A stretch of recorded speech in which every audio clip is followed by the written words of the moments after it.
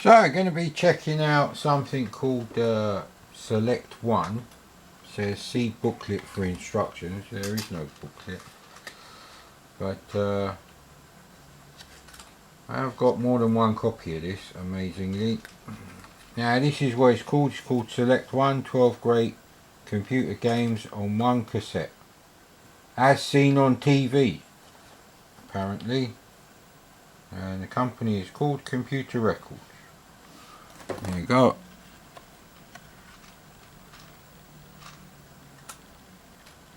It's a bit iffy. There we go. Might be easier for me to read the games off here. No, I'm not going to focus. So we've got Hunchback Galaxy, which I presume is the Kingsoft game. Yeah, it is Kingsoft. Mr. Wimpy Kong, again by Anirog. Hexpert, Anirog, Ring of Power. It sounds very familiar, that does. It was on another compilation. Now on the other side you've got Skramble, again Anirog I'm guessing, but he's put 35 as a tape counter there. And then something called Dennis Through the Looking Glass. So we are actually on side 2. 3 is Moon Buggy, again by Anirog I'm guessing. Yeah, it says this collection was compiled in association with Anirog Ocean Application Software and Quicksilva. I guess Dennis Through the Drinking Glass is application software. And then the last 3 are Purple Turtles, Cosmic Commando and Starbase Defense. Those last 2 I believe are Anirog. So the cover art is very shit. I mean, look at Hunchback. Hunchback looks like a fucking village idiot, mate. Come on, focus, you bastard. There you go, look. It's like someone's tried to replicate pixelated artwork using some felt tip pens and a bit of graph paper. Now I'm actually curious to play Dennis Through the Drinking Glass. So now obviously back then not so much a problem, but now because all the games are one after the other on the tape, if one doesn't load we're a bit fucked.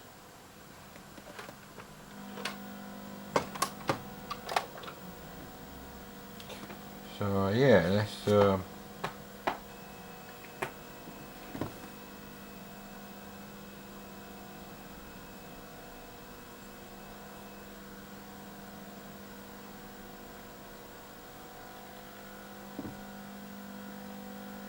nice of you to label it like that, you cocksuckers. Apparently there's no way for Commodore 64s to actually go into directories. There's nothing built into the actual C64. You'd have to buy something extra for that. So hang on, these yeah, so I think, yeah, for a compilation you've got Hunchback, which is a great early game on the C64. Absolutely brilliant. You couldn't ask for more. That is. And Anirog Kong. Alright, it's not as good as the Ocean one. Much later. That was 3 years later. But it was a fifth of the price of the Atari Soft cartridge, and it did have all 4 levels. So why they all got loading screens like this? This is really weird.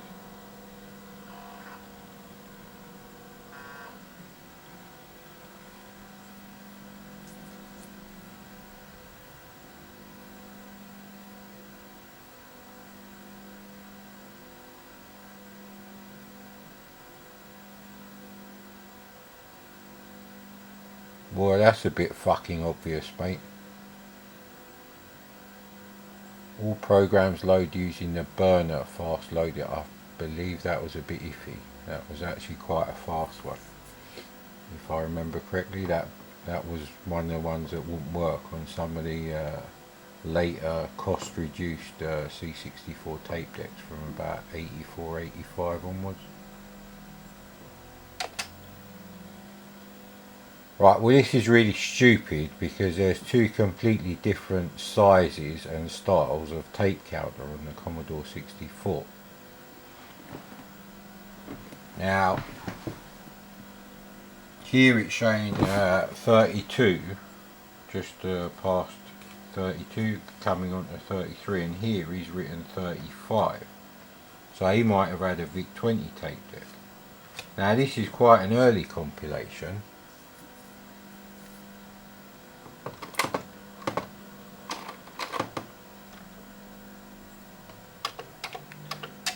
Why fucking have that? We've got the fucking cassette inlay.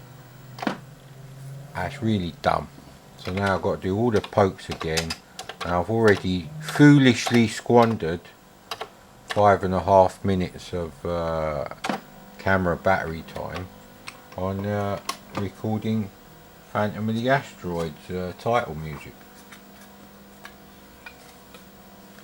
So yeah, having found out how the Google algorithm works, don't actually know if it's worth doing longer videos on this channel, possibly even any new videos.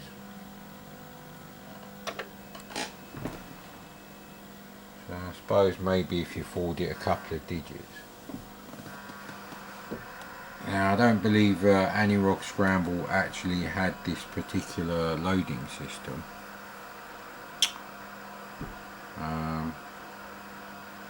I'm pleased that it works, there's that. We'll put a few tapes away as well. Ghostbusters is still here haunting me. Literally. Floats above my covers, unzips my flies and gives me a blood. No! That was a very risky thing to put in a children's film, Ghostbusters. It's like, how do you explain that to like an 11, 12-year-old kid? That's very bad, actually.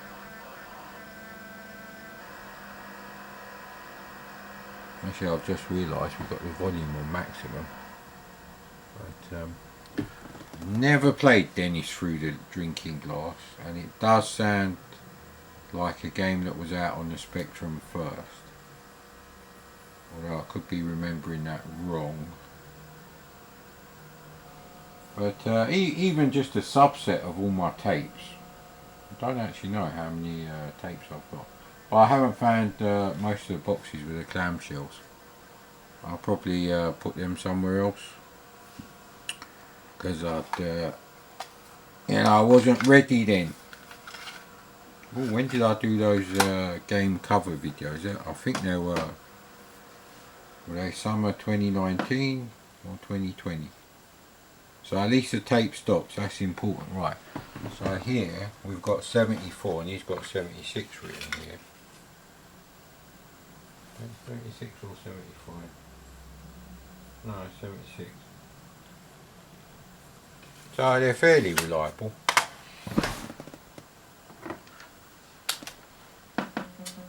This is a great game.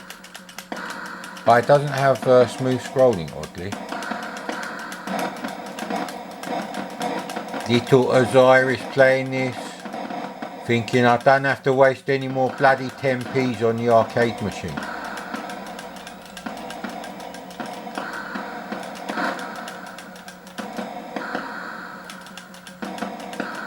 I'm pretty sure the rockets are moving as characters actually. It's actually not a well programmed thing. The Rabbit software version is the best version.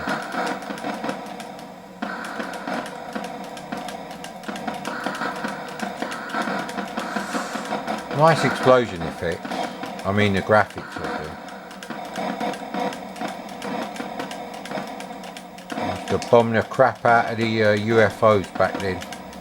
Always was like a double shot on Gradius really for us, but I seem to be getting them all. So now obviously I had to play this with a Point Master joystick, and That's with the other Quickshot Turbo joystick, which I haven't found yet, so.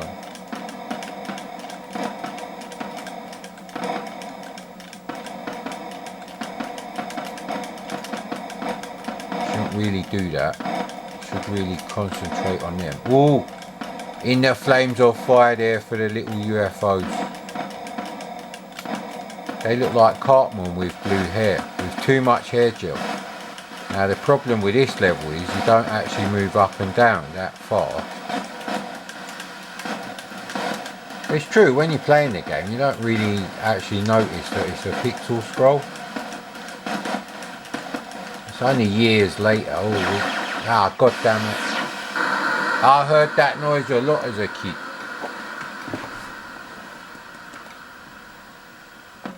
Still lined up. Oh bloody hell. So did they actually track you? So yeah, this is my least favourite level of the first three. I think the UFOs I prefer. You mustn't stay up here, I suppose. But if you go too low you're a bit fucked, isn't it? Bit like Stringfellow Hawk with the old wires defence, what was it, passive defence mechanism it was called. Alright. Meteor shout over, please hurry up with the, oh here we go.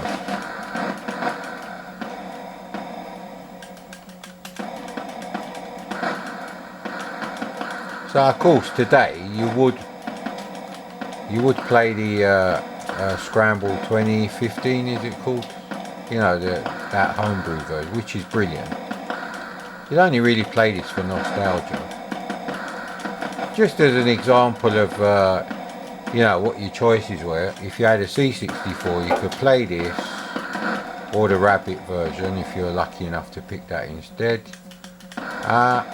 Or go to the chip shop and spend your 20p's or 10p's, whatever it was. I can't even remember, actually. That's a bit risky. Ah, god damn it. Getting too cocky here, isn't it?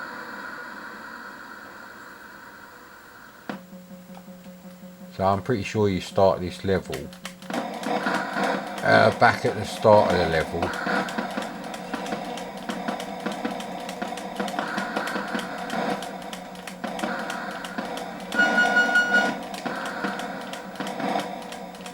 I think that might have been extra life actually. There is a pixel scroll hack of this, but you know what, when I get things sorted and I find a copy of Turbo Tape 64, which is what I had, it's a 1983 program, and I think it was 1983 when someone gave me a copy of Turbo Tape 64, oh bloody hell, along with about 5 cartridge games on there. Ah, damn it. Very tough game. But actually it's not that tough. It's not as tough as the arcade. However, on the arcade you don't get to see as much of what's coming ahead. Because the arcade monitors are always turned 90 degrees.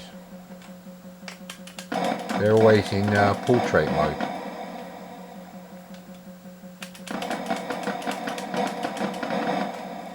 Ooh, that was a bit risky, so you've got to make up the acceleration a bit like that, and I think this is where you have to actually get the son of a bitch. Blow up Anirog, blow Anirog up in it. Oh shit, there's a knock at the door. Bloody hell, completed it. See, this is not possible with a Point Master joystick, but with a zip stick, which is arcade quality. So that's that one. Hey buddy, don't come this way. Got the camera set up nicely. Boy, don't moan. We had biscuits, dinner, you've been here for hours, mate. You love it in here. Yeah, we have to ration their time in here. This is the favourite room of all the cats.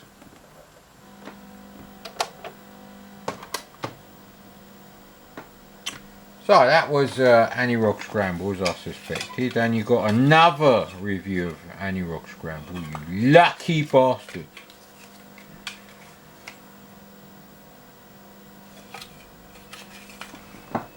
There we go. Hope I'm not in a bloody view there. All the camera could do with a bit of a clean air on the lens.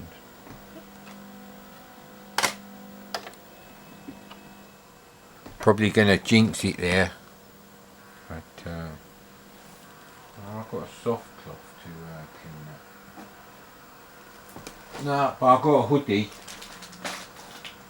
Oh, actually, there's some sweets in there. Well, that's no bloody good, is it? Crown come off my other bloody food yesterday, so I'm a bit fucked actually at the moment. So I can't eat on either side. Where's the other fucking sweet packet? Did I buy just one? No, I bought the other one as well. I'm sure I bought the regular strawberry reduced sugar chewits, whatever it is. Let's get a bit of clean. Ooh, that's a bit risky. So.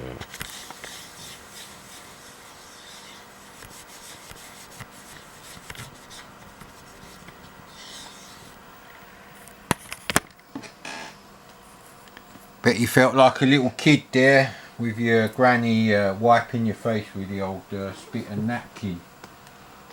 Yeah, that didn't happen to me. So let's oh, there they are.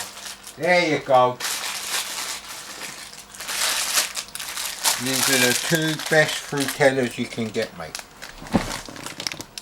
As Seinfeld was told, the best, Jerry, the best.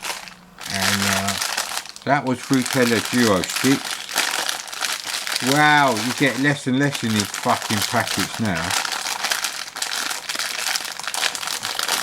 About the same as you used to get in 2 packets of Fruitellas as a kid for like 10p each. Fucking cocksuckers.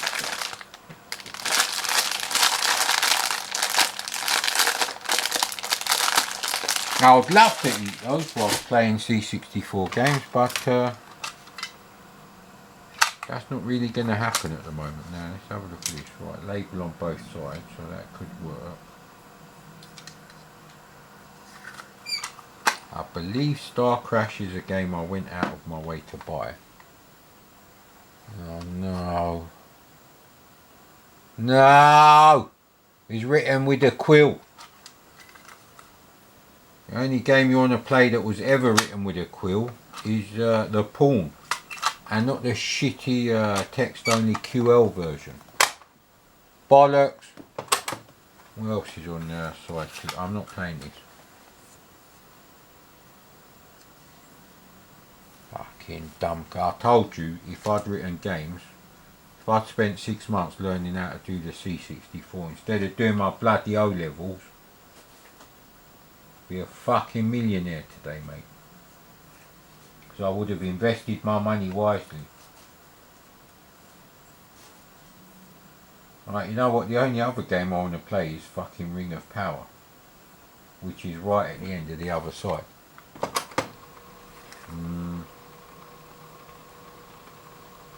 I thought Dennis through the drinking glass, would be a bit more like the Benny Hill game, which is a ZX Spectrum exclusive. It's actually not a bad game. I would actually load that up on the Spectrum and review it, but what's the point, mate? Because the Google algorithm is written by a bunch of fucking millennial dumb shit cocksuckers. Fucking waste of time doing stuff like that. It means your channel is never promoted to anyone who doesn't already watch it.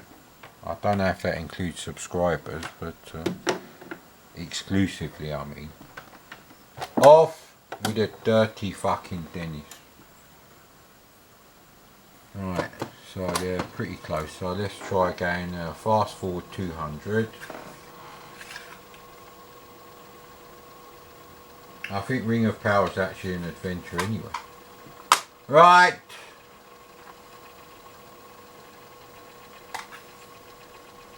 Actually, I could have tried Hunchback on the first side. Actually, the first, all the games before it are much better. Well, maybe not so much Hexpert, but I'm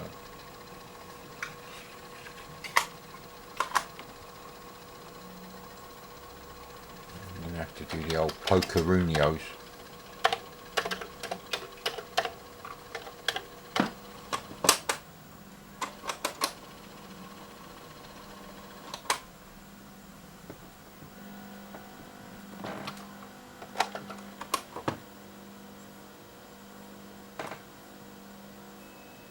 Well, that's a pretty good guess. You started at 203.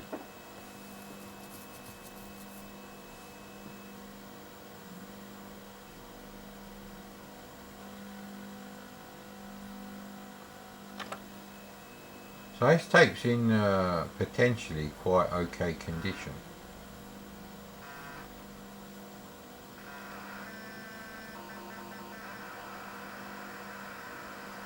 So I'm surprised at how many people actually think the 1701 and 1702 are good monitors.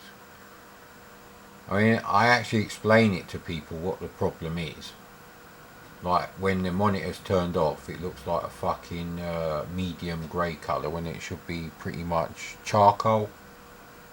Now I'm not putting a clip in there from Fletch.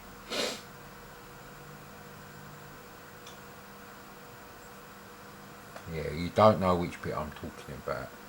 But anyway, so how could you ever get a true black colour shown on the screen on the already slightly dubious gamma settings for various grey levels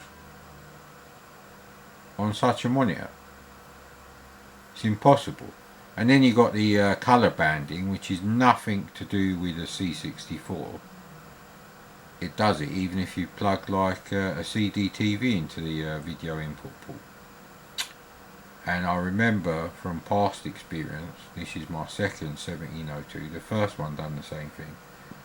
That banding doesn't really improve on the colours. It's just a shit fucking TV. It's like those £100 14-inch portable colour TVs you could get. The only difference is you can have all these problems I mentioned, but with a sharpness of S-Video on your C64.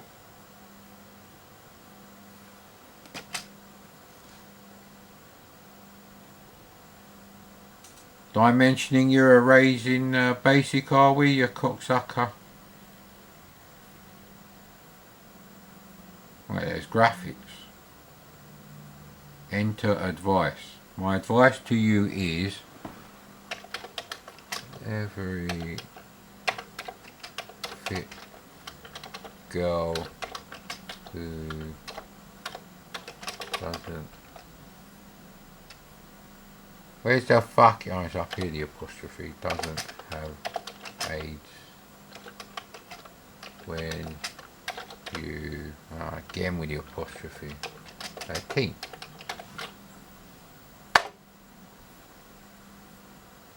Yeah, work that one out, mate. I'd be very impressed if you come back and said AIDS should technically be in capitals as it is a 4-letter acronym. He's really thinking about it. Sorry, I don't understand.